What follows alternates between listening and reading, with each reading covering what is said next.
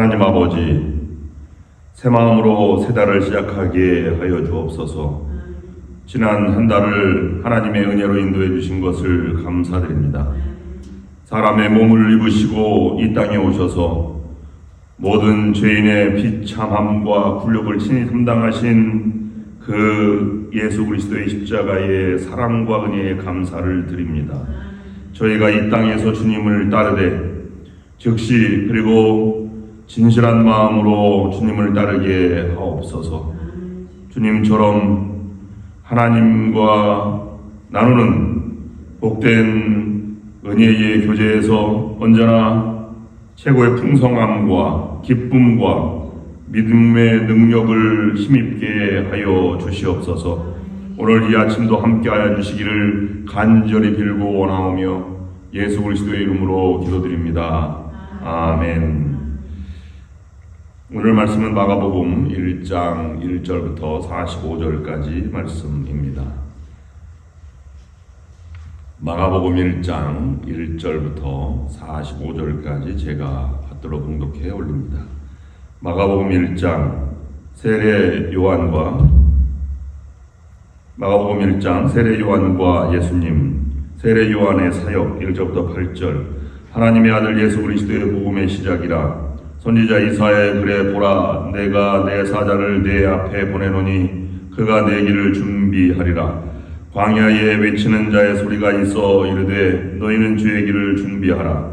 그의 오실 길을 곧게 하라. 기록된 것과 같이 세례 요한이 광야에 이르러 죄 사함을 받게 하는 회개의 세례를 전파하니 온 유대 집안과 예루살렘 사람이 다 나아가 자기 죄를 자복하고 요단 강에서 그에게 세례를 받더라.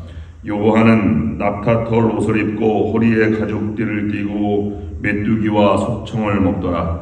그가 전파하여 이르되 나보다 능력 많으신 이가 내 뒤에 오시나니 나는 굽혀 그의 신발끈 풀기도 감당하지 못하겠노라. 나는 너희에게 물로 세례를 베풀었거니와 그는 너희에게 성령으로 세례를 베풀리라. 예수님의 세례 받으심. 그때에 예수께서 갈릴리 나사렛으로부터 와서 요단강에서 요한에게 세례를 받으시고 곧 물에서 올라오실새 하늘이 갈라짐과 성령이 비둘기같이 자기에게 내려오심을 보시더니 하늘로부터 소리가 나기를 너는 내 사랑하는 아들이라 내가 너를 기뻐하노라 하시니라. 예수의 광야 시험 12절 13절. 성령이 곧 예수를 광야로 몰아내신지라. 광야에서 40일을 계시면서 사탄에게 시험을 받으시며 들짐승과 함께 계시니 천사들이 수종 들더라. 예수의 초기 갈릴리 사역 14절부터 45절. 요한이 잡힌 후 예수께서 갈릴리에 오셔서 하나님의 복음을 전파하여 이르시되 때가 찼고 하나님의 나라가 가까웠으니 회개하고 복음을 믿으라 하시더라. 갈릴리 해변으로 지나가시다가 시몬과 그의 형제 안드레가 바다에 금을 던지는 것을 보시니 그들은 어부라. 예수께서 이르시되 나를 따라오라. 내가 너희를 사람을 낚는 어부가 되게 하리라 하시니 곧 그물을 버려두고 따르니라. 조금 더 가시다가 세베대의 아들 야고보와 그의 형제 요한을 보시니 그들도 배에서 그물을 깁는데 곧 부르시니 그 아버지 세베대를 품꾼들과 함께 배에 버려두고 예수를 따라가니라. 그들이 가버나움에 들어가니라. 예수께서 곧 안식일에 회당에 들어가 가르치심에 무사람이 그의 교훈에 놀라니 이는 그가 가르치시는 것이 권위 있는 자와 같고 서기관들과 같지 아니함일러라. 마침 그들이 회당에 더러운 귀신 들린 사람이 있어 소리질러 이르되 나사렛 예수여 우리가 당신과 무슨 상관이 있나이까? 우리를 멸하러 왔나이까? 나는 당신이 누구인 줄 아노니 하나님의 거룩한 자이니이다. 예수께서 부짖어 이르시되 잠잠하고 그 사람에게서 나오라 하시니 더러운 귀신이 그 사람에게 경련을 일으키고 큰 소리를 지르며 나오는지라. 다 놀라 서로 물어 이르되 이는 어찌미냐? 권위 있는 새 교훈이로다. 더러운 귀신들에게 명한즉 순종하는도다 하더라. 예수의 소문이 곧 온 갈릴리 사방에 퍼지더라. 회당에서 나와 곧 야고보와 요한과 함께 시몬과 안드레의 집에 들어가시니 시몬의 장모가 열병으로 누워있는지라. 사람들이 곧 그 여자에 대하여 예수께 여짜온대 나아가사 장모 그 손을 잡아 일으키시니 열병이 떠나고 여자가 그들에게 수종드니라. 정으로 해질 때에 모든 병자와 귀신 들린 자를 예수께 데려오니 온 동네가 그 문 앞에 모였더라. 예수께서 각종 병이 든 많은 사람을 고치시며 많은 귀신을 내쫓으시되 귀신이 자기를 알므로 그 말하는 것을 허락하지 아니하시니라. 새벽 아직도 밝기 전에 예수께서 일어나 나가 한적한 곳으로 가사 거기서 기도하시더니 시몬과 및 그와 함께 있는 자들이 예수의 뒤를 따라가 만나서 이르되 모든 사람이 주를 찾나이다. 이르시되 우리가 다른 가까운 마을들로 가자. 거기서도 전도하리니 내가 이를 위하여 왔노라 하시고 이에 온 갈릴리에 다니시며 그들의 여러 배당에서 전도하시고 또 귀신들을 내쫓으시더라. 한 나병 환자가 예수께 와서 꿇어 엎드려 간구하여 이르되 원하시면 저를 깨끗하게 하실 수 있나이다. 예수께서 불쌍히 여기사 손을 내밀어 그에게 대시며 이르시되 내가 원하노니 깨끗함을 받으라 하시니 곧 나병이 그 사람에게서 떠나가고 깨끗하여진지라. 곧 보내시며 엄히 경고하사 이르시되 삼가 아무에게도 아무 말도 하지 말고 가서 내 몸을 제사장에게 보이고 내가 깨끗하게 되었으니 모세가 명한 것을 드려 그들에게 입증하라 하셨더라. 그러나 그 사람이 나아가서 이 일을 많이 전파하여 널리 퍼지게 하니 그러므로 예수께서 다시는 드러나게 동네에 들어가지 못하시고 오직 바깥 한적한 곳에 계셨으나 사방에서 사람들이 그에게로 나오더라. 아멘. 오늘부터 마가복음을 묵상해 나아갑니다. 마가복음은 복음서 중에서는 가장 먼저 쓰여진 복음서입니다. 그리고 분량도 복음서 중에 가장 작은 16장으로 구성되어 있습니다.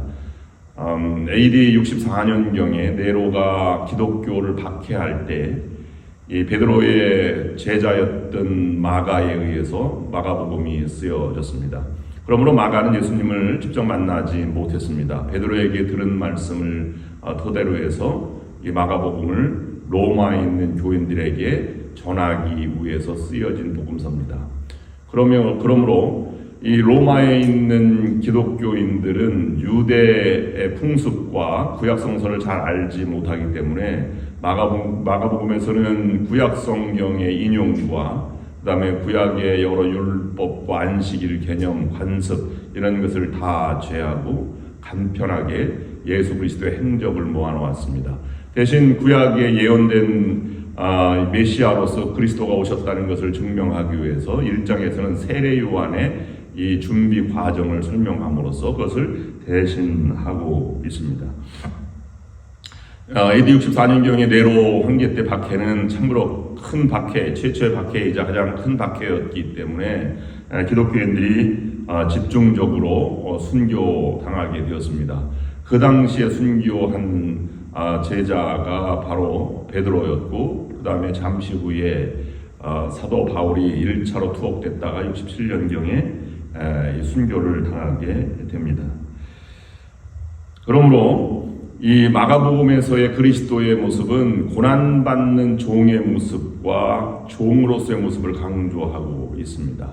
복음서에서는 예수 그리스도가 오심을 강조하기 위해서 마태복음에서는 다윗의 후손으로 오신 예수 그리스도, 그래서 왕의 계보로 이어진 그리스도로 오셨다고 해서 이 그리스도의 표현을 왕으로 또는 마태복음을 왕의 복음 이렇게 별명을 짓고 있고 마가복음에서는 고난받는 종의 모습을 통해서 종의 형상으로 오신 그리스도를 묵상하면서 이 종의 복음이라는 별명을 가지고 있습니다. 누가복음은 특별히 이방 지역에 유대의 배경이 전혀 없는 제3의 장소에 의해서 쓰여진 그 사람들에게 복음을 전하기 위해서 쓰여진 것이기 때문에 분량도 있고 설명도 길기 때문에 거기에서는 사람의 모습으로 오신 인자 예수, 그래서 이 사람의 복음으로 누가복음은 기록하고 있습니다. 요한복음은 풍성하게 더 풍성이었고 그다음에 양의 문으로 또는 세밀한 하나님의 빛과 생명으로 인도하시는 하나님의 은혜와 또는 섭리 또는 풍성함 이런 복음을 전하기 위해서 생명의 복음이다 라고 해서 이 어린 양, 예수 그리스도를 어린 양으로 비유한 반면에 복음서는 예리한 하나님의 눈으로 독수리 복음으로 이렇게 표현하고 있습니다. 마가복음의 기록은 그러므로 족보 탄생이라든지 유대 관습 안식일 그런 개념이 없기 때문에 그 당시에 이 유대인들만이 알 수 있는 용어를 제하고 그 다음에 종의 형태를 1장부터 16장까지 풀어서 설명하고 있는데 이 종의 모습을 그리면서 가장 중요한 것은 마태복음, 마가복음, 누가복음, 요한복음은 여러 유월절기를 보내고 그 다음 3년 과정을 농축해서 표현해 놓았는데 마가복음만은 마지막 일주일 고난 주간 한 주간의 분량이 절반 정도 되었기 때문에 고난의 복음이라고도 말하고 있습니다. 오늘 1장에서는 이 모든 것을 풀어서 다 할 종의 모습을 요약하고 있는데 첫 번째로는 예수님이 갈릴리 사역에 나아가시기 전에 준비하신 다음에 이제 갈릴리 사역으로 많이 이렇게 병자들과 제자들을 부르시는 과정을 기록해 놓음으로써 하나님의 사역을 향해서 일하시는 종의 모습을 여기에서 강조하고 있습니다. 찾아오는 모든 사람들을 가르치고 병자를 고치고 그들을 안수하고 하는 모습입니다. 그 다음에 그 과정 가운데에서 예수님을 비난하거나 놀라거나 새로운 교훈이로다 아니면 전하지 말라고 했을 때 메시아가 나를 고쳐주었다라고 하는 것에 대한 이 모습을 보여주시면서 점점 예수 그리스도가 미움의 대상이 되고 고난을 받아갈 과정을 설명해 주고 있습니다. 그리고 마지막에는 예수님이 십자가 달려 돌아가시고 난 다음에 부활하실 것을 예상하면서 복음이 전파될 것을 강조하는 승리의 종의 모습 이렇게 우리에게 기록해 주고 있습니다. 그럼 마가복음에서 종으로 오신 예수님이 몸소 보여주신 교훈의 모습을 우리가 몇 가지로 묵상하면서 우리에게 주는 교훈이 무엇인지를 우리가 함께 묵상하고 기도 제목을 삼으려고 합니다. 첫 번째, 하나님의 아들로 오셨지만 예수님이 오신 것은 섬기러 오셨다라고 마가복음에서는 분명히 말씀하고 있습니다. 종의 역할을 담당하기 위해서 예수님은 하나님의 아들임을 분명히 증언하면서 세상의 굴림이 아니라 섬기러 오셨다. 그리고 하나님이 영광으로 나중에는 높아질 것을 약속하셨다라고 말하고 있습니다. 예수께서 예수께서 이르시되 너희 중에는 그렇지 아니하니 너희 중에 누구든지 크고자 하는 자는 너희를 섬기는 자가 되고 너희 중에 누구든지 으뜸이 되고자 하는 자는 모든 사람의 종이 되어야 하리라. 이렇게 마가복음 10장 42절 말씀에서는 복음서를 대표해서 기록해 주고 있습니다. 인자가 오는 것은 섬김을 받으려 함이 아니요 도리어 섬기려 하고 자기 목숨을 많은 사람의 대성물로 주려 함이니라. 그리고 섬기는 가정 가운데 이 종은 일하는 중에 자기를 드러내는 것이 아니라 하나님을 드러내기를 원하셨습니다. 초기에 메시아가 이걸 고쳤다, 내가 온 메시아다라는 사실을 알지 못하게 하셨습니다.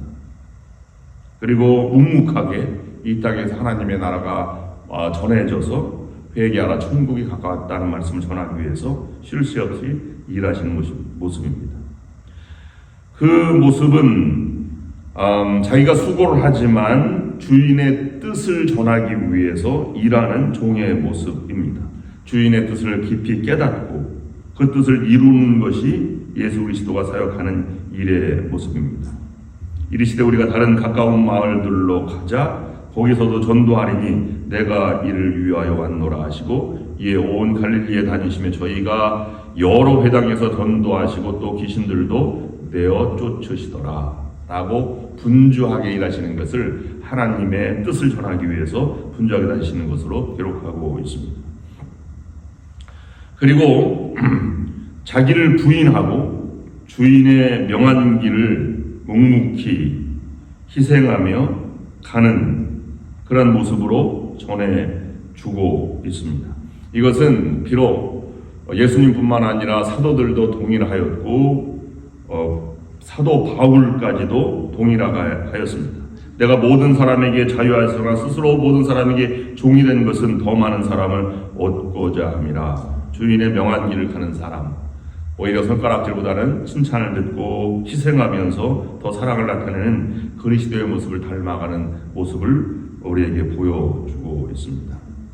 그러므로 종은 그 하나님의 뜻을 묵묵히 수행해 나가서 일하는 사람으로 살아가되 주인의 뜻이 잘 전달되지 않는 순간에도 앞으로 나아가는 종의 모습을 가르쳐주고 있습니다. 순종함으로 간절한 마음으로 하나님의 뜻을 따라서 살아가는 그런 존재입니다. 그 백성들에게도 외면당하고 기적을 베풀 때는 많이 왕이 되었소서라고 하는 요청이 있었지만 그렇지 않은 사람에게 가룟 유다에게 팔려나가는 빌미가 제공되고 또 빌라도 법정으로 끌려가셨고 십자가 군병들을 채찍에 맞고 조롱을 받고 많은 사람들에게 비웃음을 받거나 아니면 제자들도 십자가에서 도망가는 모습을 보고도 예수님의 모습은 묵묵히 하나님의 뜻을 걸어가는 것이 얼마나 고귀하고 아름답고 믿음 있는 삶의 모습인가를 전해주고 있습니다. 그러므로 그 길만이 승리하는 길이다 라는 것을 로마 교인들에게 전해주기 위해서 이런 모습을 깊이 묵상하고 쓰고 있는 것입니다. 베드로전서 2장 21절 이하에는 이렇게 기록하고 있습니다. 아마 마가는 이것을 염두에 두었는지 모르겠습니다. 너희에게 본을 끼쳐 그 자취를 따라오게 하려 하셨느니라. 예수님의 모습을 보고 많은 사람이 감동을 하였다는 것입니다. 그래서 어린 양의 모습으로 끌려가는 것처럼 그렇게 끈까지 앞으로 전진했던 사람입니다. 마가복음에 특별히 강조했던 것은 종의 모습인데 종의 부지런함 아니면 일하는 모습과 두 번째는 분주하지만 기도하는 모습을 강조하고 있습니다. 그래서 1장 25절 말씀에 새벽 5일에 미명에 예수께서 일어나 나아가 한적한 곳으로 가서 거기서 기도하시더라 라고 기록하고 있습니다. 종은 기도로서 하나님의 능력을 힘입어 나아가는 사람이라고 보여주고 있는 것입니다. 오늘 우리에게도 이 마가복음이 놓여져 있습니다. 우리의 삶도 힘들고 어렵습니다.